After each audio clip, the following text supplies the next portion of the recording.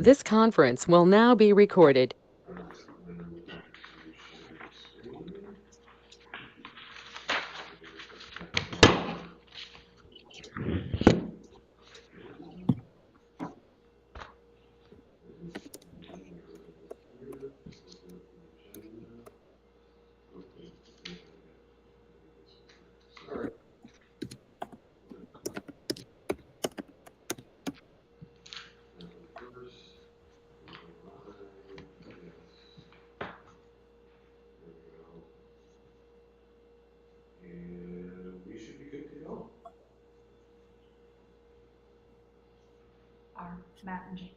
Matt and Jake are both online. Okay, very good. Okay, so the May 2022 meeting of the Board of Commissioners for the South Whidbey Parks and Recreation District is called to order at 6:02 p.m.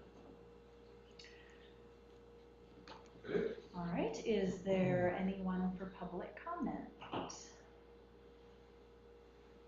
have a public comment. My name is Marty Zimmerman. I'm on the South Whidbey Parks and Aquatics Foundation, and we're helping plan and develop a public pool with the Parks District. And I'm hoping that the district can talk about tonight or at another meeting the potential of acquiring some adjacent property for the septic system, the large on-site septic system that would be required for the aquatic facility.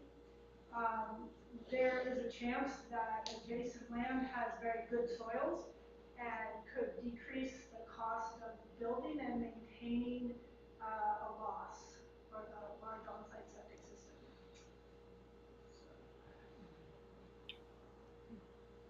All right, thank you, Marnie. Anyone else? Okay. All right, then we will move on. Has every commissioner had an opportunity to review the April meeting minutes? Are there any questions or changes? All right, I would entertain it. Go ahead. And say if there are no comments, I'll move to approve the minutes. Okay, I'll second that. Okay, it has been moved and seconded to approve the April Board of Commissioners minutes. All those in favor say aye. Aye. Aye. Jake, aye. Matt, aye. Jennifer, aye. All those opposed say nay. The ayes have it and the motion passes. All right, we'll move on to the treasurer's report. Matt, are you able to lead us through that this evening? I am. Thank you. Okay, you see it on the screen? And you guys see it okay in the room? We can. Okay. So this is the treasurer's report as of April. And you can see the cumulative. Remember that up is favorable in all cases, revenue above the line, expenses below the line, but upward direction is favorable. You can see net versus the budget forecast, we are at 27,000 approximately favorable to the plan as of the end of April cumulative. And if you go to the next slide, you'll see roughly 7,000 of that is in revenue. You can see the revenue favorability is derived from programs offsetting a cumulative deficit to the budget for levy revenue for the year to date. And then if you look at the expense detail, you'll see the remaining 20K favorability. The one thing you note there is the substantial admin variance. The bulk of that comes from the election costs associated with the February election, which we under budgeted significantly.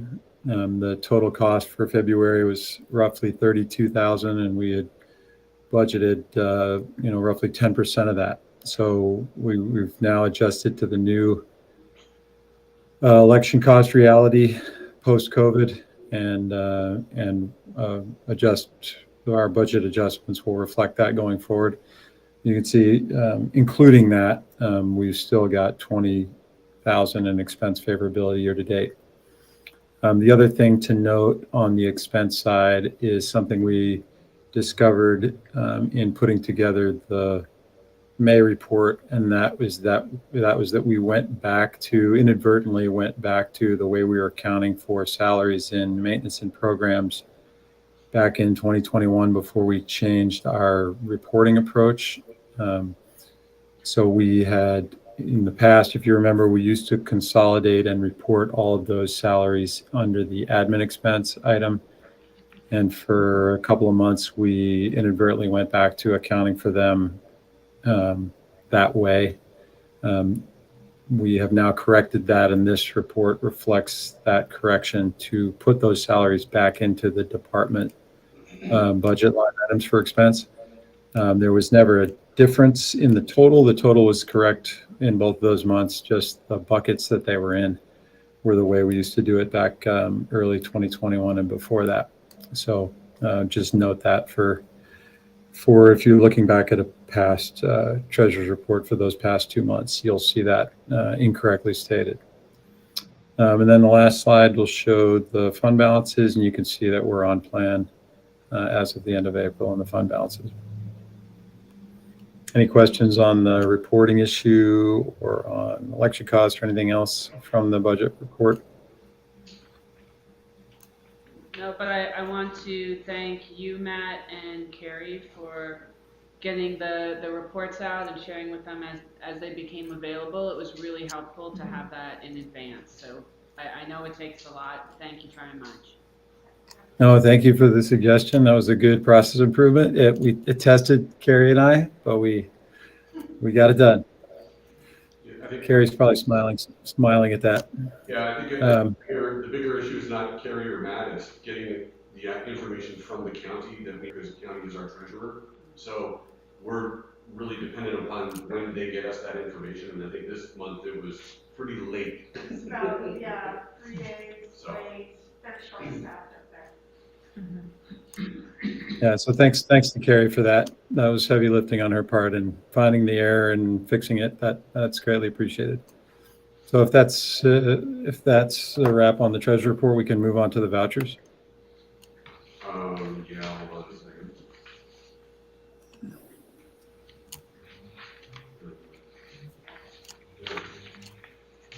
Vouchers.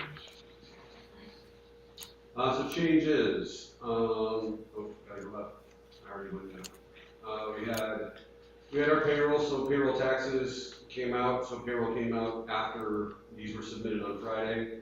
Is it just me, or are we wildly out of focus? Yeah, Better? that's better. That's a skosh better, yeah. Better or worse? Better Better here? or worse? Better. There you go. Sorry. I could, I don't know. Alright. No, I can't read it. Oh wait, no, my glasses. Okay, so that means that our deferred comp in our State Department, Washington State Department of Retirement numbers are also going to be included in here, because we did payroll after Friday, payroll didn't get till after Friday. So looking at that, and then you've got, we did some payments for Heritage Bank for the loans that we have out on equipment. We did pay off the Kubota mini excavator, so that is done. There will be no more mini excavator payments. Is that correct, Jerry? I didn't get a statement, but that's what they told me. Okay. So we'll be down to 3 items that we're paying quarterly payments on. Dental insurance, we got some crushed rock from All Whidbey Topsoil. Was that just replenishing some limestone? Yeah, stone sand. Stone sand. And that's trails, right? Okay. And then our payroll, and that was it. So those were the changes from Friday. Everything else was on Friday. Can you roll to the final totals, adjusted totals, Doug? And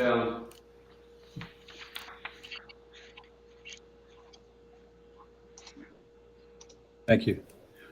So any questions on the vouchers or any of the updates?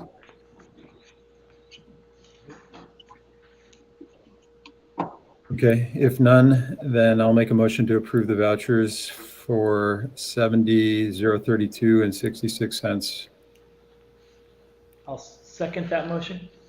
Okay, It has been moved and seconded to approve the voucher list in the amount of $70,032.66. All those in favor say aye. Aye. Krista, I. Jake, I. Matt, I. Jennifer, aye. All those opposed say no. The ayes have it. The motion passes and the voucher list is approved. All right. Ready for the staff report, Doug? Staff report. So staff report wise, outdoor pickleball, we're getting good attendance. Indoor pickleball, we're getting better attendance.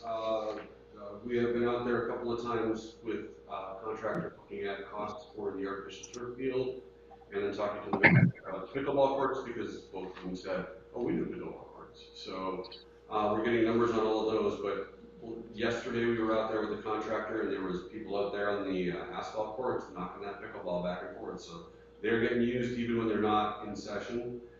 Canine nose work is running again. We've got exploring underwater robotics that's underway, as well as intro to underwater robotics. Coming up, obviously, pickleball is going to continue. Outdoor drop-in 3-on-3 basketball for age 40 plus. Adult co-ed softball team registration. And we've got swimming lessons, open water swim clinic that is run through the foundation. And we've got sailing coming up, as well as some more pickleball and disaster preparedness for you and your pet. With my pet, I think I kind of need disaster preparedness. Classes that are currently full for the summer coming up, August 15th to 19th, we've got archery full, music camp's full, nature camp is full. Pickleball, intro to pickleball, June 15th to 17th is full. Sailing, the adult lessons, June 4th to 5th. Swimming, all levels, 1, 2, and 3 classes are full, which is pretty much the way it goes. And then session 1, June 20th to 30th, we have 15 of 18 classes full. You can see the rest there. We were recently contacted by an instructor about youth tennis camps, so we should be able to open up registration on those soon. And we're currently working with Kevin Tempest at South Whidbey High School varsity basketball coach to offer some sort of basketball camp in mid-June if we can work out all of the things that have to go with WIAA and the way the contact with the kids works between the coach and the students and all that kind of stuff. There's a lot of rules that we have to make sure that we're not treading on, but it's more they have to make sure they're not treading on them. A coach can't have contact with a player outside of season. They were looking at a bunch of different scenarios as to how to make that work. Pay their kids to coach. So that's recreation programming, facilities and grounds. We did lose one of our maintenance one position. Our maintenance one position is no longer with the district, and we're also losing one of our closing people as of last weekend. We do have a candidate that we are in the process of background check and doing all that kind of stuff, and they are supposed to be good to come on as soon as we get that through that process. So we're going to be For the maintenance position? For the maintenance position for the full time. We also have been advertising a seasonal maintenance position, but have not received any applicants on that. We started off at our usual, I think it was it 15? We actually bumped it up, We bumped it up to 18 now. which we may need to look at doing with all our positions, Mm-hmm. because everybody's raised their salaries out there Yeah. across the board, and we're barely in the range anymore. Yeah, I heard through the grapevine what one of the gas stations is supposedly paying, and it's shocking, and I'm still trying to find out whether or not it's true. Because if it It's is, probably true, because I've heard a couple of the service industry places around here, one's up to 27 an hour, level. Another one's over 20. So, our full-time position is like 2050, roughly. To start. And we had one applicant. Mm-hmm. It's One just Just one.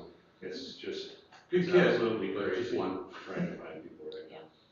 So that's ongoing. We're going to continue. We've got the seasonal maintenance position open. I'm not really optimistic. We may have to bump it again, but even then, I don't know that we'll get a seasonal person on board. There's so much full-time work out there that they don't need to do a seasonal job and be let go at the end of the summer. And I don't think a seasonal position can compete, but we'll see. We had our on-demand booster pump that supplies water to the maintenance building go out. And we were in the midst of that, getting that, I think it's replaced, not repaired. It's getting replaced. Yeah. Yeah.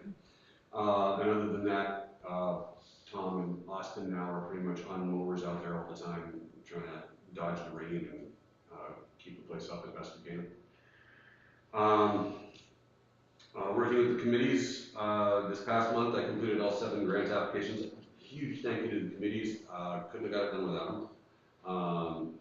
Matt was a huge help, and on the pool we had Margaret Delpin and Bill Swint, who did a great job. The amphitheater committee was invaluable in putting together things and getting that stuff done. Even the sports fields guys were right on board with everything as well. So everybody submitted. The pickleball folks, Barry gave me he went and got all the numbers. All I had to do was enter. It was awesome. So it was a group effort and really well done. I'm starting to dig in. I'm scratching the surface. Matt's already done the PowerPoint for the pool. So I've got that and I'm working as a template. And Matt, one quick thing since I've started digging into it is you're going to want to change the slide numbers and have them just be sequential numbers, not 4A, 4B, 4C, because the reviewers are going to refer to a specific page number if they want you to go back to it, and that's what the numbering's for. And in PowerPoint, you can just hit a smart key and go right back to a page if you number them 1 through whatever instead of 4A, 4B, 4C. So working through those. Let's see.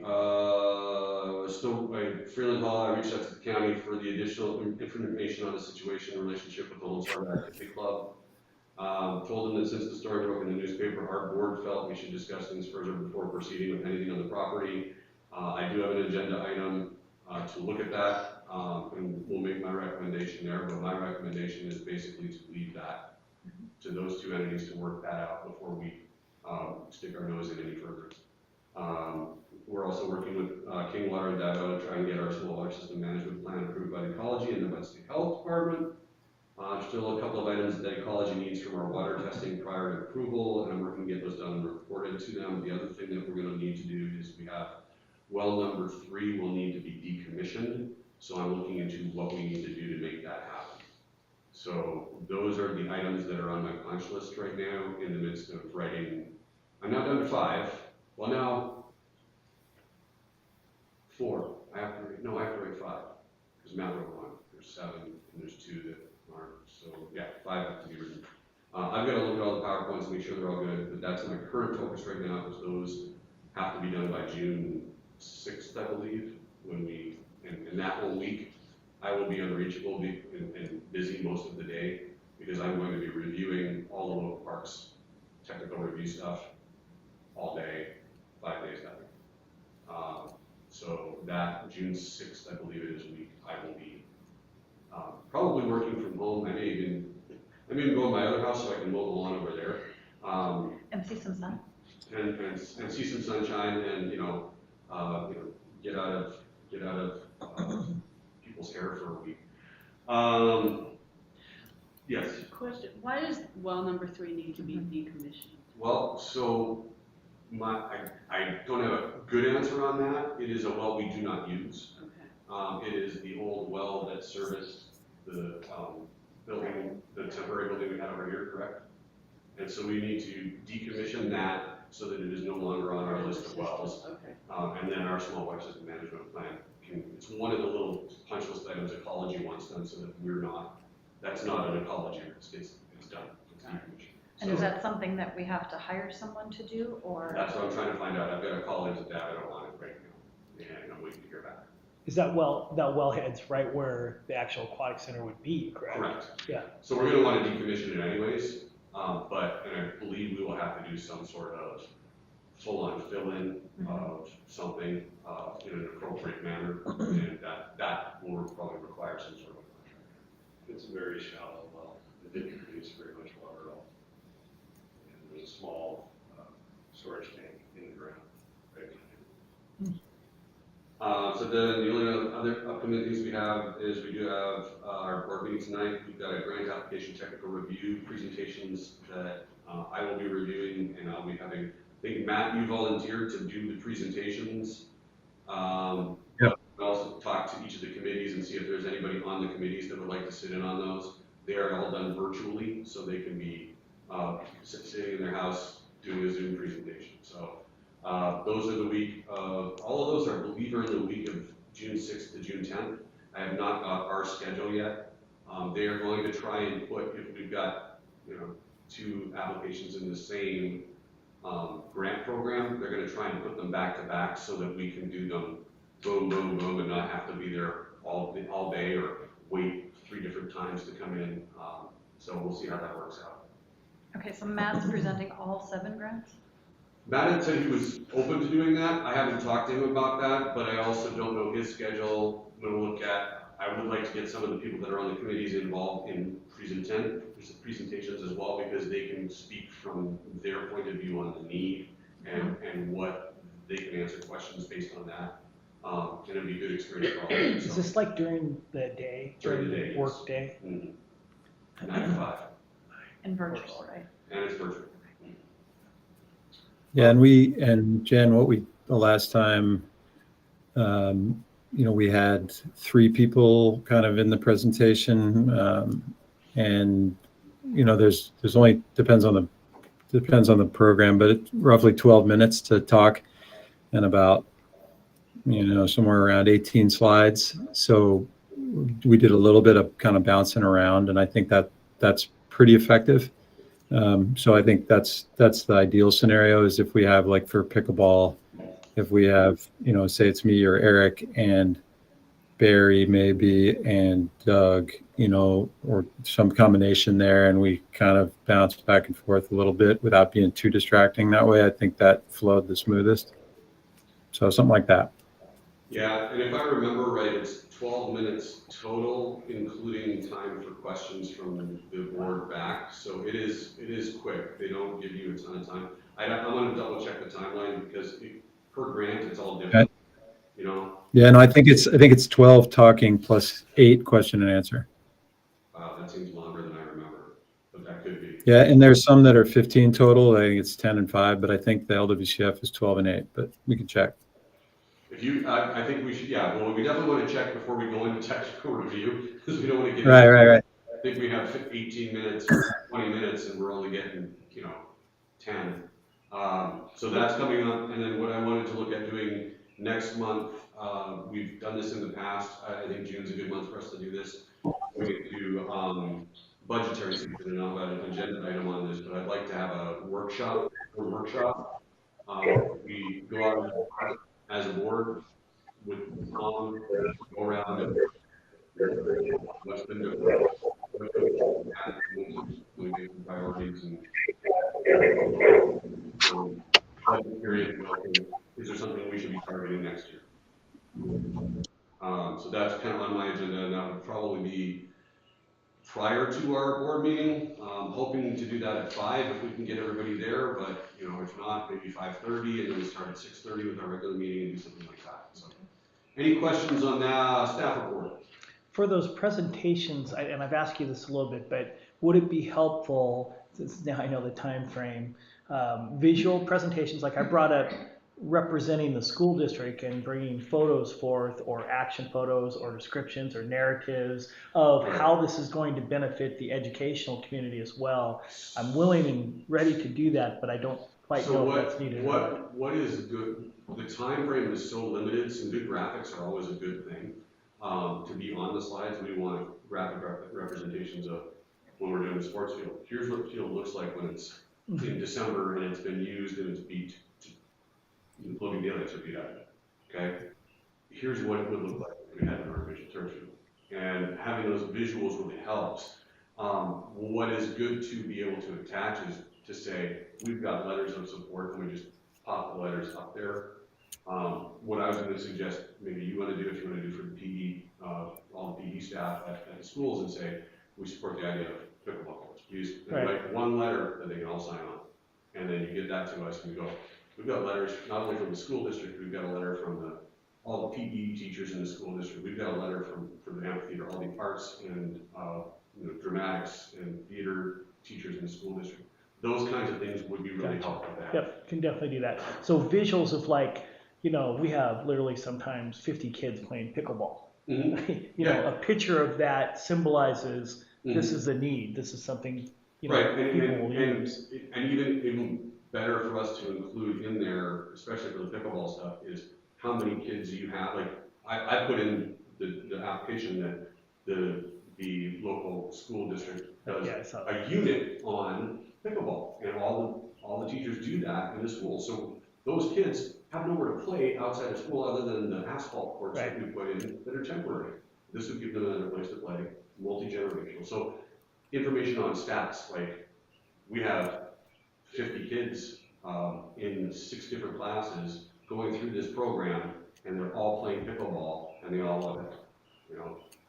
That's a stat we can throw in and go, not only do we have this many kids, this is the number of kids that are playing right now in their unit. When they're done with their unit, where can they go play the sport? I was thinking visuals like that and lacrosse for the turf field, ultimate players, those are things that we readily have. Yeah, if you've got them, sell it a little bit more. Yeah, so. get them to me, and I can throw them in. I'm just starting down that road with PowerPoint presentations, so that's where I am.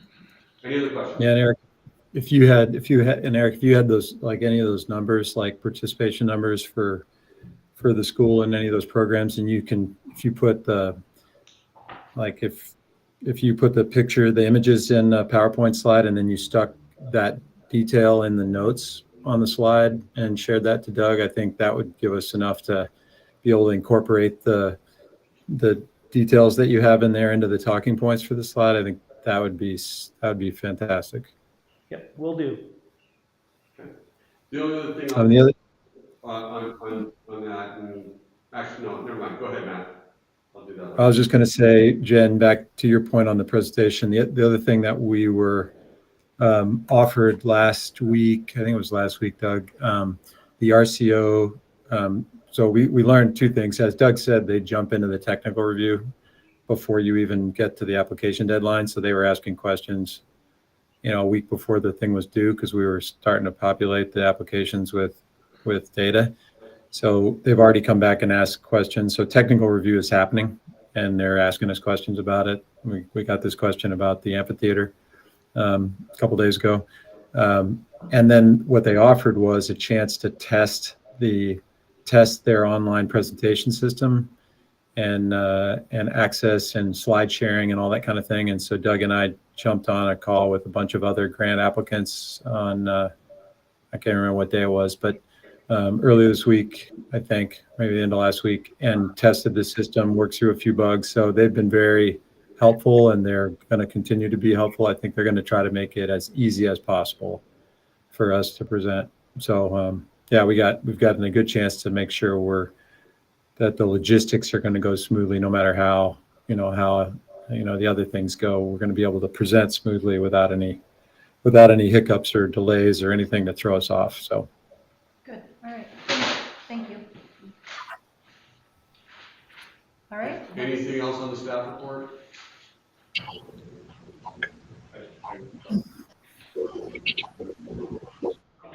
Applications going in. If we get one of any of them, you guys really have to find parking in this park. Pre-COVID, I've never seen the park crowded like it is right now. I mean, you drive through there at 5 to 6 o'clock, either side. There's nowhere to park. This last weekend, Austin was there on Saturday with a birthday party.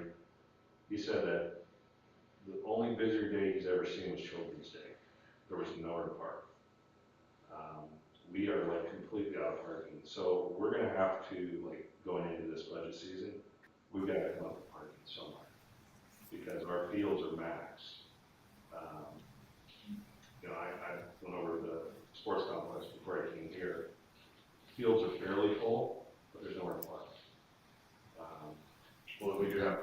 Are the pickleball courts being used? No. So are they using that area as well? That little section is closed, but if you throw 6 pickleball courts over there, that was one of the things we talked about, was in that area behind field 4, we have to have more parking. that we are out of parking. The cars are flowing down to Landon Road. And I park on both sides of the street and you can barely get a car through there. So, you know, you get a turf field and then all of a sudden now we've got even more people that we're throwing there. You can't handle it. And so we're gonna have to get real creative here, you know, especially on this side because it's so hilly. You know, field 4, today there was a practice at 3, there was a practice at 5, and there was an adult group getting ready to go out there. And both sides of the street, you know, the road, the hill are completely full. So where you guys want to put an amphitheater, you're going to remove a bunch of parking. Where those people going to park, and then you have an event where they're going to park. So I mean, we've talked about it for years, but I've seen it more now post-COVID than pre-COVID. There's just people are out. You know, all 4 baseball fields are going. It's crazy. I've never seen anything like it. So, you know, as we do our walk around and things like that, and we start, you know, really taking a look at it. We do have money in the budget this year for some asphalt work. It was more overlays and repair stuff, but we got to really start looking at it because this place is getting full. So when we do our walk around in June, will you have some recommendations for us as to where you can put it? We can look at things like that. It's more of a rhetorical question. Yeah, I always got ideas, so. That was more of a, you will have some ideas for us. Yes, I got that. I picked up on that. The only other thing I'll add, and this is something that just happened that we just discovered yesterday, day before, the Park District van that is generally parked out front here fell victim to something that's happening on the south end of the island quite a bit. The gas tank got punched and drained. So we discovered that. We reported it to the sheriff. That's probably going to be in the neighborhood of $1,500 to $1,600 to get that fixed. And then we will no longer store it in the parking lot. And is it more cost effective to go ahead and pay for the repair than to, is that not an insurance claim? It would be an insurance claim, and we can send it to our insurance agency, but we'll look at that because it may be. I mean, I more know there's cost. ramifications. It could increase our rate, Right. but we're kind of like, what is it called? We're not self-insured, we're in a risk management pool. So it goes up by the basis of how much you claim, you know, so it depends on, you know, something we can talk to our risk management agency about. But we can also, as soon as we get the costs, I'm also reporting that to the Allen County Sheriff because we have a file of them there. If they ever do catch the guy that did this, they will be responsible for that fee. Right. So we are working on that. I just want to make you guys aware of it because that'll probably be a charge that we have coming up here either next month or that. It was just one vehicle though? It's just one vehicle because it's the only one that's, I mean, we told the county that our vehicle got hit. They generally have a Prius out there. I don't know if they punched that thing at all. It said no. No, I'm just kidding. This happened last night, fuel at $5 a gallon. Early. Any other thoughts on that report? All right, moving on to the next order of business is unfinished business. Will you lead us through the comprehensive plan? Absolutely, no, I will defer to other people as needed, but we submitted all 7 grant applications. 2 of those do not require PowerPoint presentations. The Youth Athletic Facilities is a written grant applicant only, so we don't do a PowerPoint for that. We wrote the need stuff in those applications they're already in. I reached out to other area organizations that work in the county, Melanie Bacon with the county, reached out to Island County, I reached out to the city of Langley. Now, after I get those guys done, I'm going to start reaching out to school district and the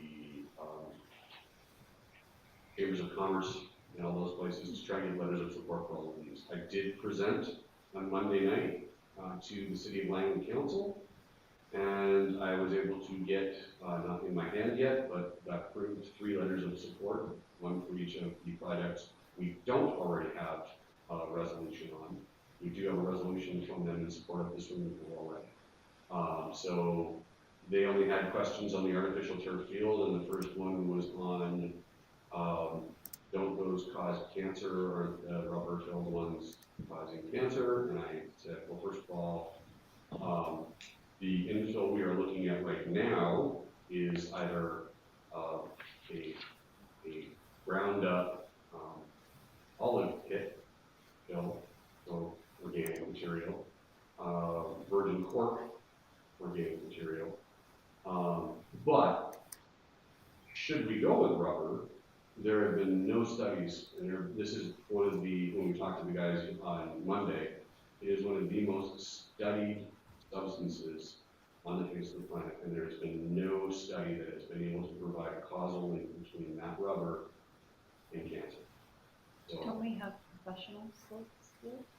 so most of the sports fields that are artificial turf in the nation currently are filled with the rubber.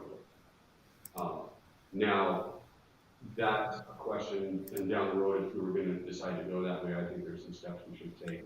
One of them I enumerated was maybe talking to some of the people that might be upset by that and having them give us their information, sitting down and kind of going, well, what do you, let's look at this before we decide to do this. Like, what do you do? One of the thoughts I had was reaching out to me with the environmental action network and sitting down with them and going, look, we can do this, but we're taking virgin corn and putting it in the field, or we're taking ground up olive pit and putting that into the field, or we're taking recycled rubber, grinding that up and putting that in the field. So recycling, like the other two things, are much more biodegradable.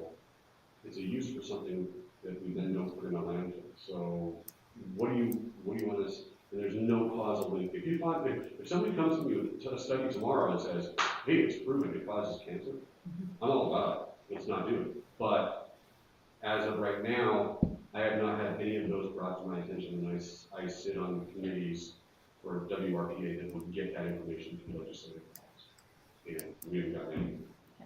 So something to discuss. It's not decided, but it will be a cost impact. So rubber's probably the cheapest. Rubber's probably the best surface. You can spend more and get something that is not rubber, which would eliminate that discussion. But what is that one? But we will get those. That was one of the questions. The other one is it a pervious surface then, or an impervious surface? And I said, well, to me, it's impervious. Pervious, because water immediately flows through and goes right out. It is not impervious. I think Lily was thinking that it was one big sheet of rubber, and it's not. It's a carpet basically that's got some rubber in it, or cork, or olive pit, coconut husk was the other one. That's interesting. I wonder how many people have that perception of one giant piece of rubber. I never thought of it that way because I've seen it develop, but I can see why a person would think that. You're just putting it over there.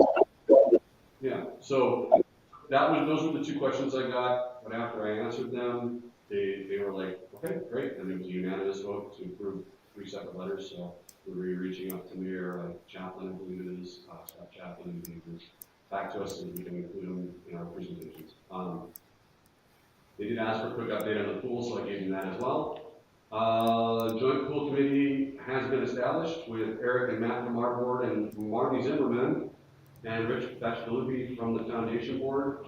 Matt and I did attend a virtual session with the Department of Commerce for that $400,000 state budget allocation. And once we are through the initial grant process, we might have some time to focus on what we do with that money. And then we'll probably have our first meeting of that committee at that point. I'm right now packed up with other stuff to try and get that going. Since I don't know that we can even get that money yet. But that is something that is on my radar to go on to next. Also, the foundation, Marty brought it up in public comment. The foundation asked about the discussion we had a while back with approaching our park neighbors, the Dakins, about the possibility of an easement on their property for the septic system, or purchasing portion of their property for the septic system.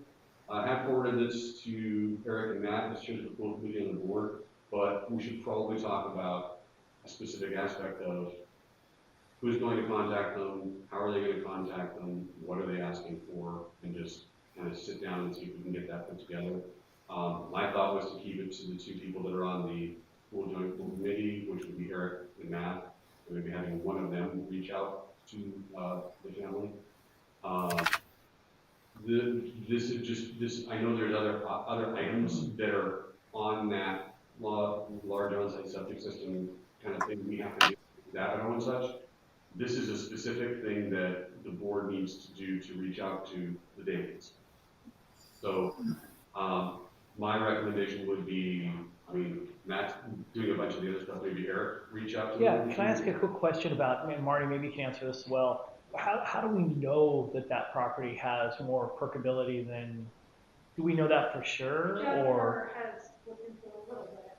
So when I went on to the Island County site, looking at the septic system they currently have on their own property, the soil from as built as well as the site registration, it looks like there are.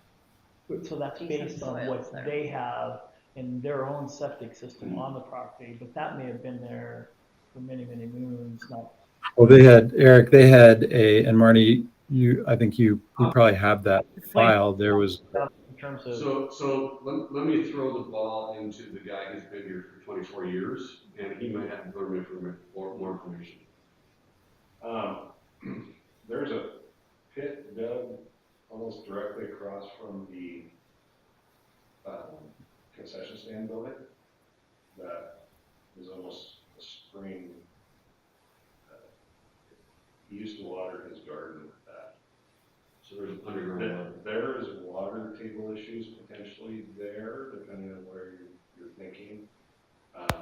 I guess my question is, did our property not pass the test of the state for an on-site system? It was not as desirable. There was better soils. That was my question too. I mean, I asked Marty that just moments ago, and I wasn't really clear on that. It looked like it passed, but it wasn't recommended. I mean, Also, like, can you hear? Is Marty not there? Marty's Can here. I talk? I don't know if I can talk. Well, yeah. Okay. Yeah. So the Tom, it looks like the state auditor provided feedback to David O on the report, basically saying that the requirement is that you have 3 feet of separation between the infiltration site and the next, hard layer, or I don't know what exactly they call it. And that 3 feet is designed to allow nitrification to happen and reduce the nitrogen or the ammonia levels from the waste stream before they enter groundwater. In some cases, we don't have 3 feet. That's what they're saying. And your options there are to find places where you have consistently 3 feet. And as we know from experience, that's up on the top of that hill. That's not easy. Or find a place that does have 3 feet that's maybe somewhere else. And when Marty and I met with Quinn at David O in the run up to the pre-design report, he had a map.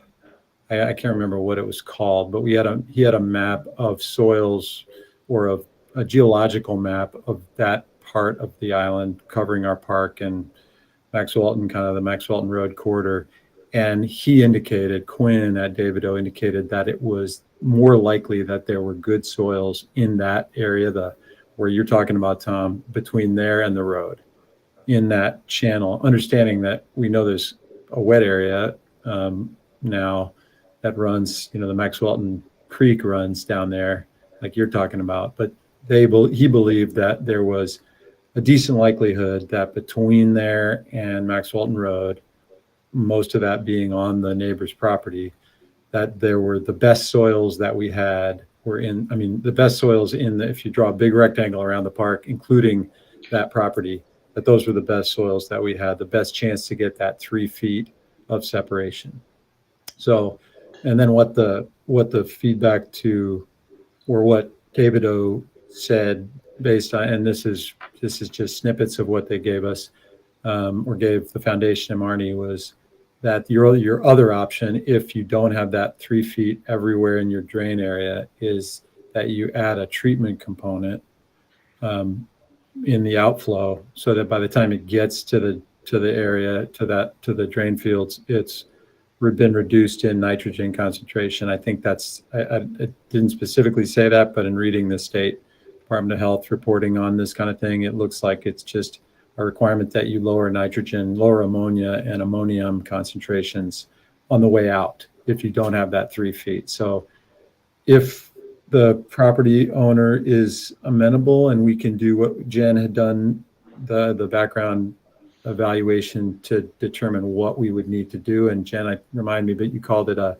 boundary line adjustment or a boundary adjustment? Mhm. Yeah, so we would basically get them to agree to the concept of it. And that's something that Eric, I think, if you're on board to do that, that would be the agreement in principle. And then there's a step that involves going to the county planning department to get that calculated to see if it's possible to do that given the property rules and that sort of thing. And then you get a lawyer to draw up the boundary line adjustment, and then we would do an assessment and then work on executing essentially a purchase for that additional property that the boundary line adjustment would add to the park. So Is that fair, Jen? in between approaching them to see if they're even open to the idea and prior to initiating any sort of boundary line adjustment, getting their permission to do some sort of a feasibility where we could get out there and dig some perk holes and. Yeah, so I think the initial ask here is simply for the first step. Whether or not they're open. Whether or not they're open to it. If they're not open to it, we're done there and we move on. So Tom, it sounds like you've kind of stomped around on that property over the years. I mean, I can see that it's 17 acres, that their house and some outbuildings lie on the high school end. But what's going on in the forest through the trees? I've developed a good relationship with Mr. Dakin over the years. He's had some very bad experiences with prior commissioners, and he's got some very deep dams that are hurt. And just my suggestion is I should go. That's something I was going to suggest as well once we got down to it. Because I've really tried to look after him for the last 20 months. Yeah, I know that you've been super helpful in doing some cleanup for them, the trees and. Yeah, as he's getting older and stuff, we help as much as we can. So.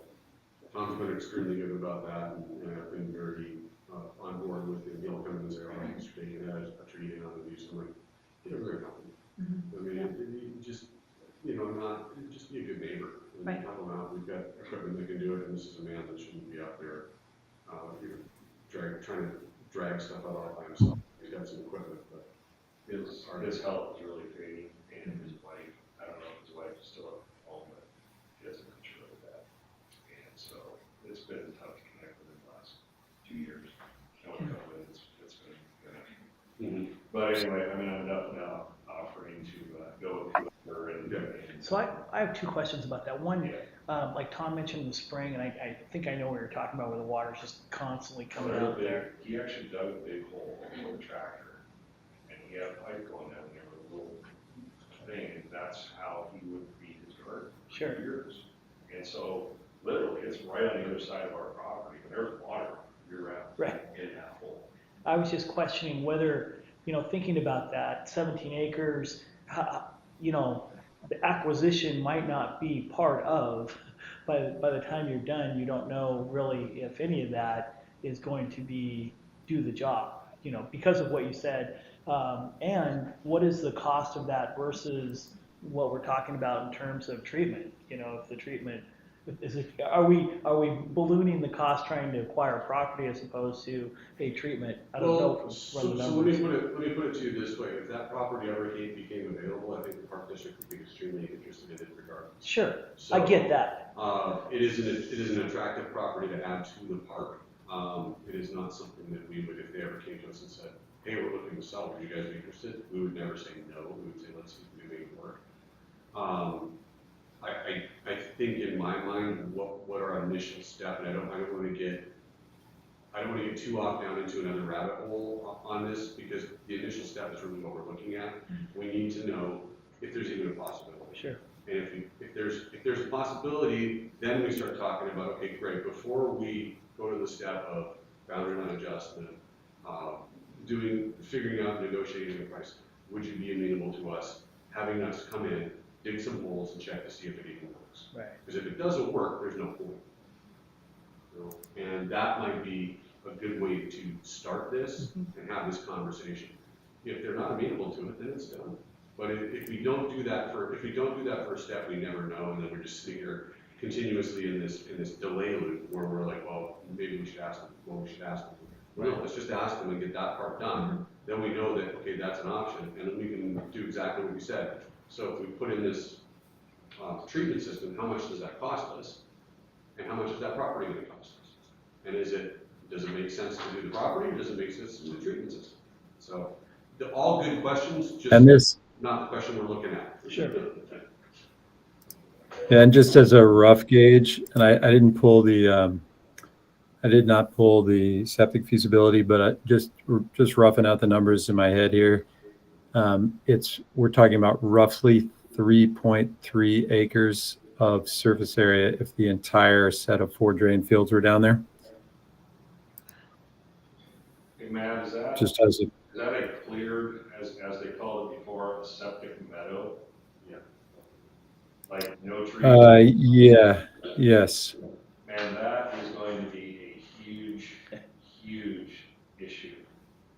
The face of the park, and you cut down 3.3 acres of trees. Wow. Yeah, and that's obviously one of the advantages of the hilltop drain field location, is that it's already partially cleared or really young trees anyway in that area. So yeah, that was certainly the reason why that was up there in the master plan in the first place. So are we on board with the idea of approaching the Dakins, and Eric taking the lead on that, working with Tom? Gentle approach. Gentle approach. Is everybody good with that? Yeah, I personally think that's a great idea.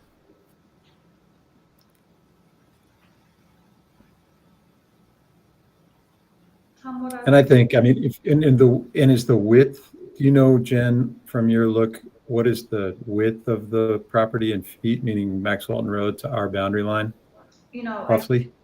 I don't have that with me here. I just know it's a rectangle, obviously. I don't remember. I'm pretty sure it's probably like, it's got to be like 400 feet, maybe 350 to 400 feet.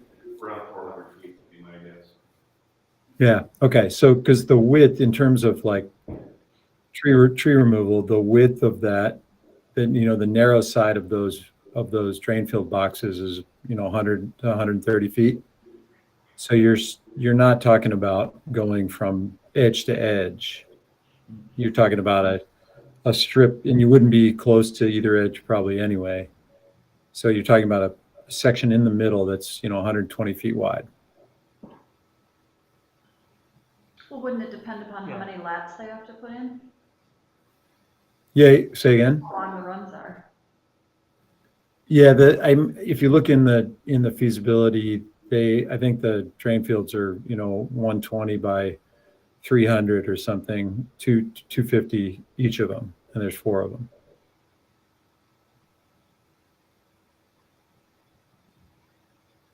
About 480 feet across, 460 feet across.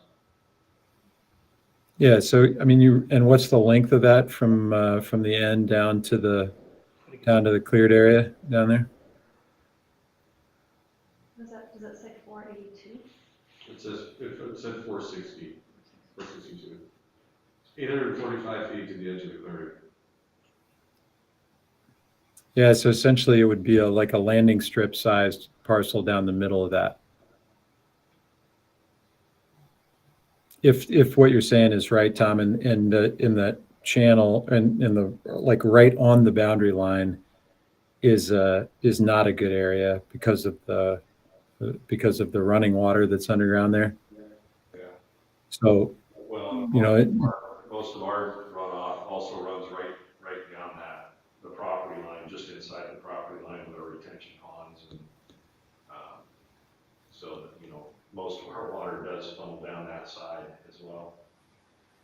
So you mean on the park side? on the park side, yeah, just inside Yeah. the property line there. Where you have the do not park signs, Right now, correct? yes. Yeah, big pooling Yeah, water. I mean, Yep. that's all surface water runoff from the roads, from the hill, everything coming down. Hmm. So you'd want to stay off the property line with anything, just because of how much water runs through there already.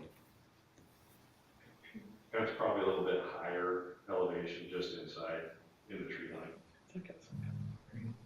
Yeah, it bumps up immediately, right, as you go in there? A little bit, yeah. I mean, it's rolling. There's low and high spots, but Yeah. not as flat as you think. Do we get any pooling water, Tom, along the entry road there, like where Doug's got the kind of center point blue line there? You're in there? Yeah, right in there. Yeah. Not so much, no. So it's running like where we saw the wet area and the flooding 2 years ago. It's staying kind of in that channel, Yes. Say something here. if you will. Yeah. Yeah. Okay. So that's that. Anybody else comment on this? Thanks, Tom and Eric, for taking that on. Yep, you bet.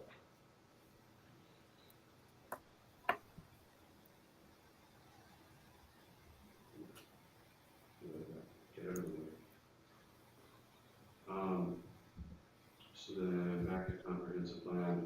So, and then the other, comprehensive plan. So we had and then I did finish the last of the billings and reports for the Land and Water Conservation Fund grant. We did get a couple of the last checks, we think, for the Maxwell Trails Park. So we got checks for our staff time to process the grant and to process the bills, and some signage type stuff, all that kind of good stuff. So I'm going to follow up in the next couple of days with our grants manager, Allison, and just kind of go, what else do we need to do? Are we good now? And then we'll look at the final entry sign. And I did get on Monday the paperwork on our site plan review for the access trail, and there's some, it's a conditional approval, so we have some conditions that we have to go on and look at, but I'm gonna sit down with Tom on that and kind of look at that, and then that might be our winter project this winter. It's not gonna be our project right now, because we don't have the guys to do it. So that's good. Well, once we have final sign off on all of that, we can sit down and look at how much money we have remaining from the bond issue that we did and what we can put back on that bond issue to fulfill the promise the board made when we got this done. We're going to pay back what we got left to put it back on that bond issue, so we're not charging the taxpayers for something and holding on to their money. Thank you. Mm-hmm. Any questions, comments on that? I think that was it. Yeah, that was it. Yeah, grant proposals, that's all I've been working on, so, yeah, that's it. You're so single track. Grants. Oh my goodness. Okay. All right, shall we move on to the next order of business? Excellent. New business. We're still on old business. Sorry, still on old business. Drill it all. Oh, sorry, look at the right agenda, Jennifer. Hey, look at that, Freeland Hall opportunity and discussion under unfinished business. Right, so we did have the article in the newspaper from Kira. I did read through that. The situation seems a lot more complex than we anticipated. We did have Krista asking questions in our board meeting, have they been contacted? I did ask those questions of Fred, and then the story broke in the newspaper and I didn't get a reply from Fred. So we came back, sat back down. I talked with Jennifer a little bit, and my opinion was until the situation between the Holmes Harbor Activity Club and Island County is worked out, I would recommend the board take a step back and the district take a step back and go, you know what? Hey, you guys have to settle your situation. Yep. Once that's settled, If that's settled and you still want to move forward with us, we are willing to talk to you, but at this point, we're gonna take a step back. Any comments, questions? I'd like the board to kind of give me a direction, and then I'll take that back and go to Fred. There's no discussion for us to be had until the county settles out. Well, that, I mean, Yeah, there's an existing relationship that we, okay, So the so, understanding is they haven't really communicated yet about where that was going, right? we haven't, all we've talked with them about was the possibility. Not doing anything yet, so we have not committed to anything. Right. It is not anything that we've said, yeah, we're gonna do this. We've said, we'd be interested. Yeah. It was a site visit, just It was a site to see visit, what the heck's and there. then, we talked a bit about potentially if we were gonna move forward, we'd wanna do some sort of a building inspection on it. I know that they've done a building inspection on it, the county has. I haven't seen anything on that. I didn't ask to see anything on that. I would just ask the board to give me a vote to, or direct me to take that so that it comes from the board level that I'm supposed to take action on this way.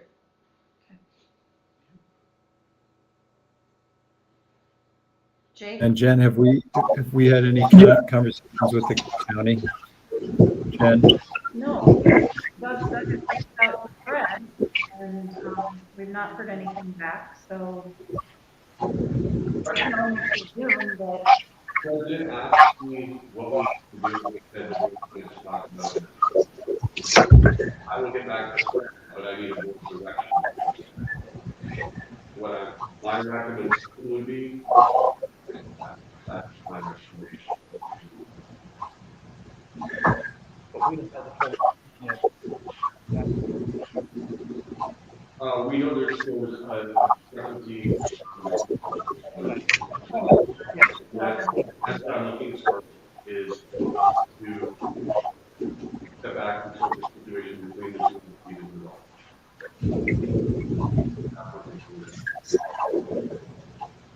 I think the reasonable to make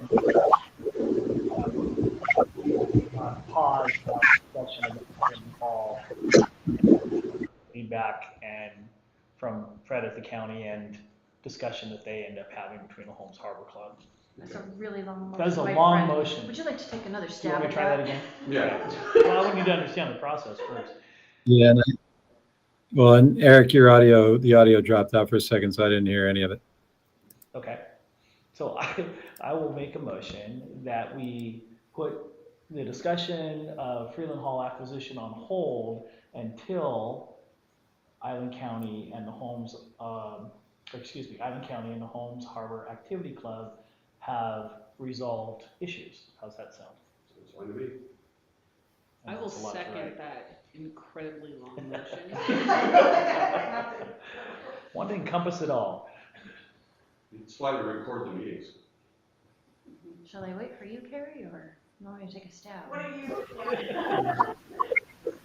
I will say it has been moved and seconded that we pause any further discussion with Island County regarding the acquisition of Freeland Hall until Island County and the Holmes Harbor Activity Club resolve their relationship. I think There we it's go. helpful. How do you feel about that? That was a lot of work. I felt like you were asking me a question. I was looking for a It square. was good. Well done. All right. May I read that back to you? That'd be lovely. If I got it right, okay. Eric made a motion to put the discussion with Island County regarding the acquisition of Freeland Hall on hold until Island County and the Holmes Harbor Activity Club resolve their relationship. Sounds good to me. That's good. May I have a Second. all right. All those in favor, say aye. Aye. Krista, aye. Jake, I. Aye. Jennifer, I. All those opposed say nay. The ayes have it and the motion passes. Good. All right. I will reach out to the county and let them know. I think the activity club already knows. Newsflash. We came here in case you had any questions about how the hall runs and what it does and what kind of, how many people we would have to hire to run it and things like that. And if all this discussion is postponed, then Yep. We can come back later. We can have that discussion outside of a board meeting if and when that ever. If and when. If and when we ever get to that point. All right, but thank you for all. Yeah, Thank you. thank for you. offering. Thank you. All right, shall we move on to new business now? Well, now we can. Okay. So every year we do our annual accounting reports. Thank you. Thank you. And we had our accounting firm previously contracted with us. They let us know they're unable to accommodate us this year. So we issued a request for proposals, an RFP, for our annual accounting reports. I believe I emailed a copy out to everybody earlier today, and you should have a copy, those of you that are here in front of you. I'll put it up here. We received, once again, so it seems to be a pattern, we received one. Not many of these companies are doing these. So what these are for, my understanding is these help with our Standard & Poor rating, which is our bond issue rating. So they are important to do and they are important to maintain. This does that. It looks like they are they're CPAs, so they are capable of doing this, and they've got a history of working with other government agencies, which is good. The negative on this is it's, what do we figure, like 3 times what we paid last year? Oofta. Now this is a not to exceed. Hours? Yeah, it's a not to exceed, so it may come in under that because it's the first time they're doing it, and we're a smaller agency. Some of they've worked with the Olympic Area Agency on Aging, the City of Ridgefield, Kelso Authority, Asoka Public Utility District doing similar types of operations. I'm sorry, I didn't have a chance to review this in advance. So are you reading this out of her report? Yeah. Okay, good. Out of the yeah, it's right up on the screen up above you. Let me go if I can zoom in. So there you go. So you've got Kelso Housing Authority. It's one of the back pages. Okay. Accounting tasks, what they're supposed to do. They're saying hourly rate for their accountant is $209 an hour for a 30-hour estimate. And then other CPA calculated net pension for 5 hours for the pension liability. So this is what the only one we got, okay? The total estimated project, $9,945. Oh wait, hold on, sorry. That's estimated. Wait a minute. No, I'm go back seeing. Go back that one, because we're looking at. Oh, we're looking at 2021. So it's a 3-year, sorry, I looked at the wrong page. Total cost for this year would be $7,315 estimated. That's estimated because it is a time and, kind of time and materials not to exceed. So this is their not to exceed number. So, I'm sorry, so for this year, it would be $7,315. Right, because we are doing the annual accounting reports for last year. That's And why next year, it would go up, it would go up not to exceed 9,945. because I'm not There's a understanding. new, some sort of new standard that would need to be implemented next year. Okay, I was like, So what? that was going to Okay. be at the GASB 87 and Okay. Well, and also you can see the hourly rate goes up. Right, I understand that. For 23, yeah. But this has traditionally But the been like rate goes up. $2,000. Yes, but if I recall correctly, I wasn't paying attention really to this, but the last time we did this RFP, Mm-hmm. I believe that The firm was way below everybody else. And they were doing it basically almost at a loss for us. And they no longer have the Yeah, and ability to handle it. Yeah, just to characterize what Doug was mentioning earlier. So this is a portion of the calculation that goes into the credit rating, and would be the part of the calculus for a bond rating in a bond issue. Ostensibly something like a bond issue for the aquatic center. And just to put in perspective, if the rating goes up from A minus or B to A minus, and we get a 1/10 of a point interest rate improvement because of this, over the life of the repayment of the bond, it's $100,000 plus.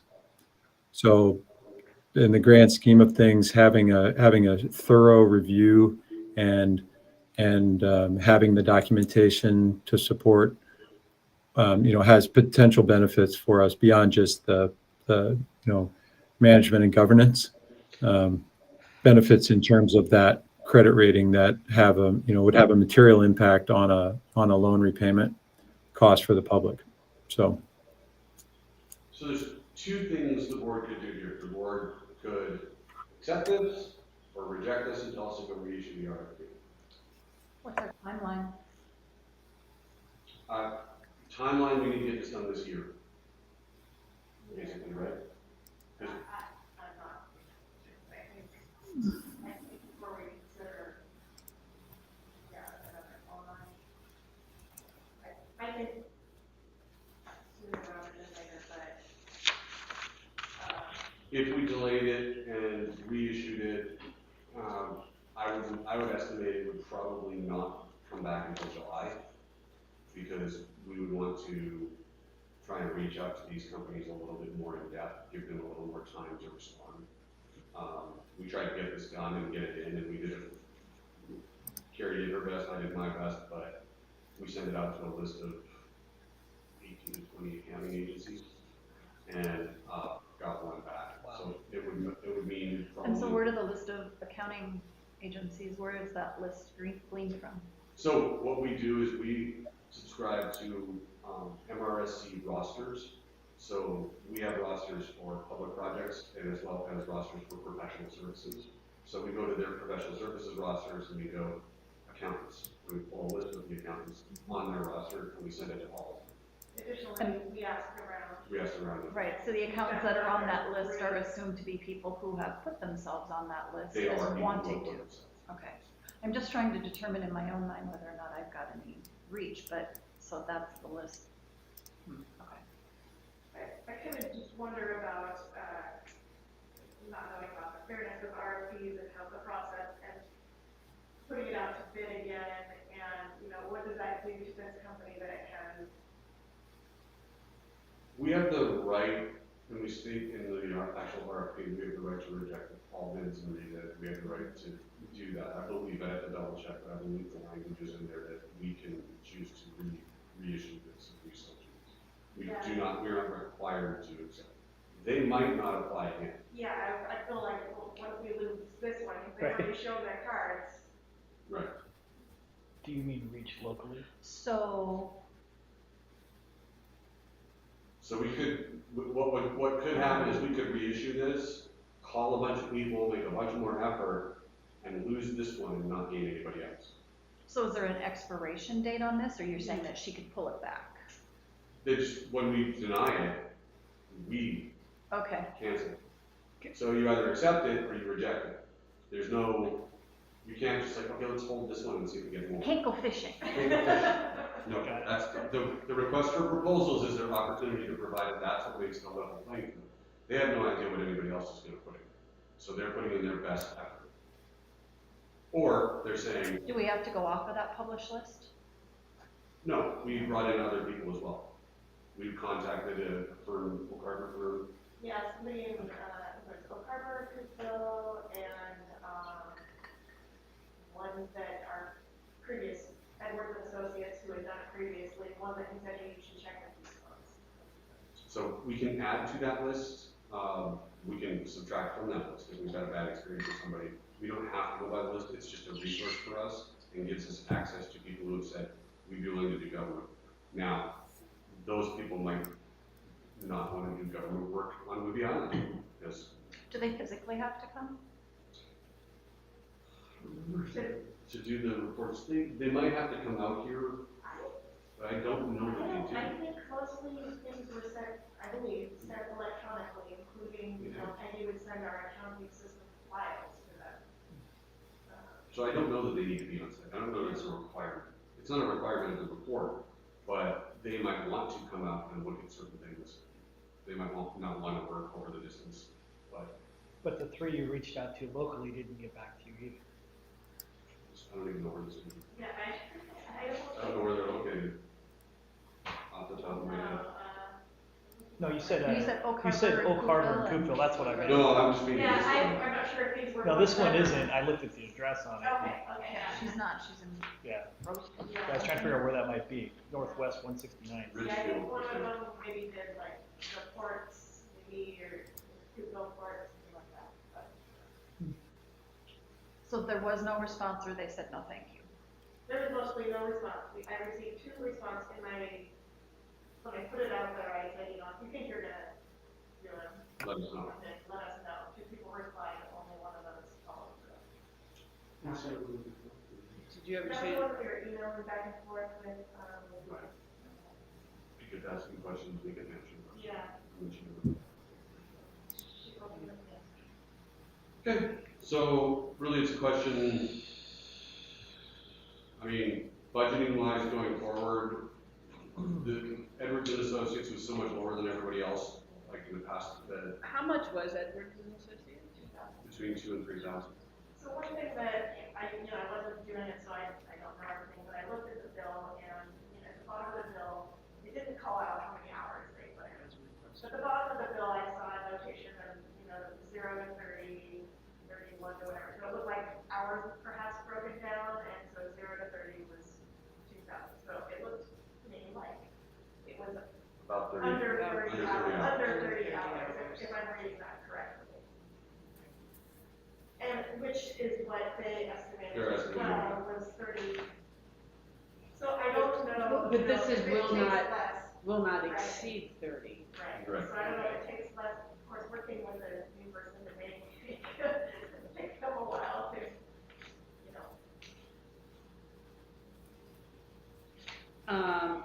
Have you had a chance to follow up on the references? No, we've not.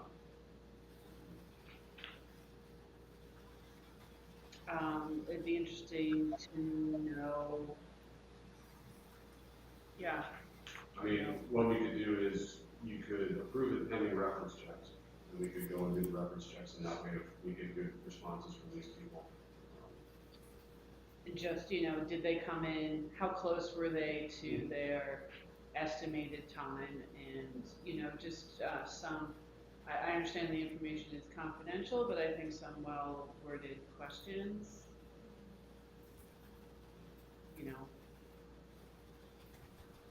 Did they come in at exactly what they bid or a little under, that sort of thing?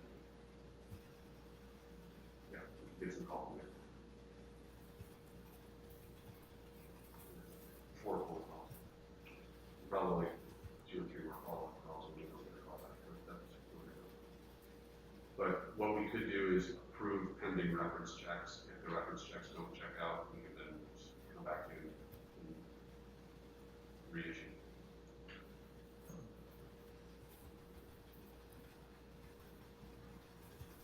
Or any further discussion? I'll just check. Matt and Jake, are you there? Do you have anything? I'm here, and no, I have no further input. I'm in the same boat as Matt. All right, if there's no further discussion, I would entertain a motion. I can make a motion to move forward with the accounting services contract on a not to exceed level of $7,315 For this year, for 2022. 21, sorry. 2021.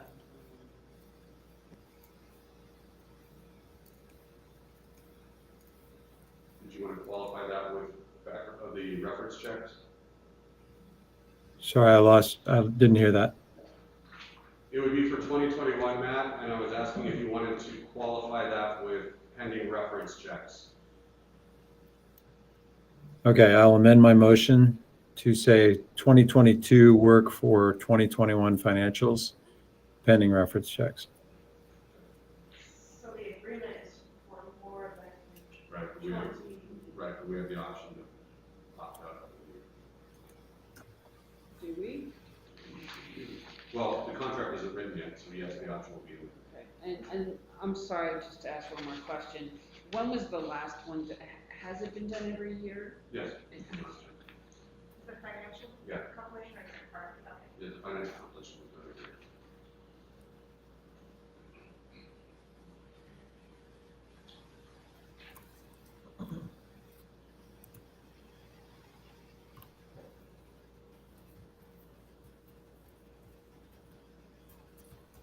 Carrie, would you like to review with me what you think our motion is? I can restate it if you want. That'd be lovely, thank you. So my motion is to move forward with the quoted accounting services contract for 2021 financials in 2022 on a not to exceed $7,315 basis, pending reference checks.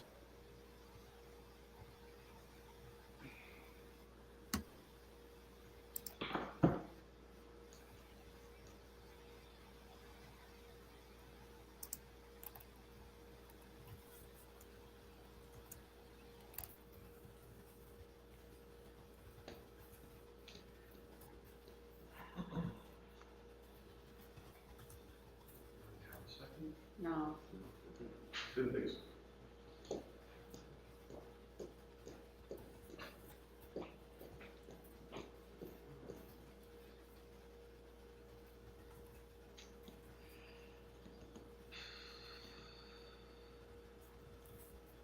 All right.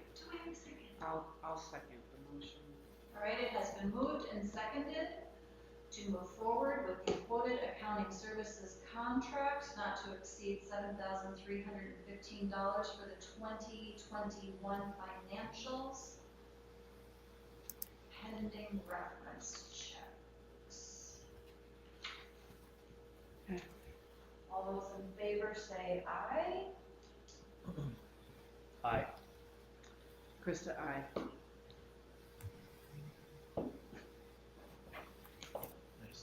Jake, aye.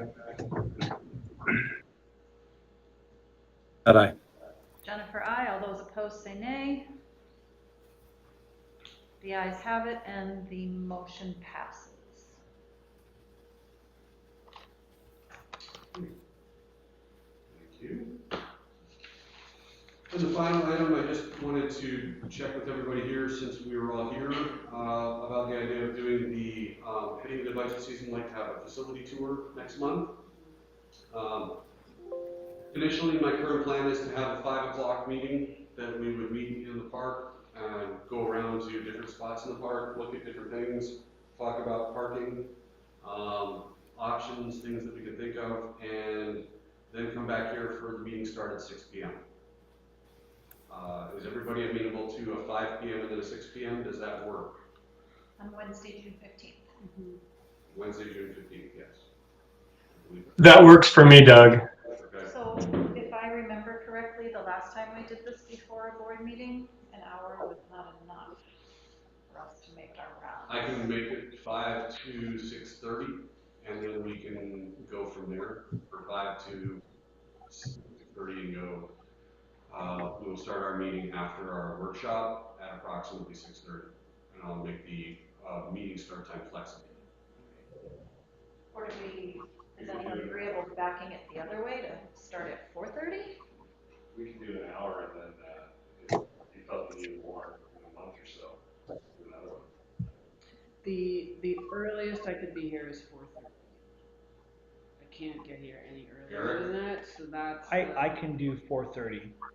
Okay. I would rather. I can do 4. I can do 4:30. Eric? Is this June 15th or June 16th? June 15th, right? It'll be June 15th, yes. Okay.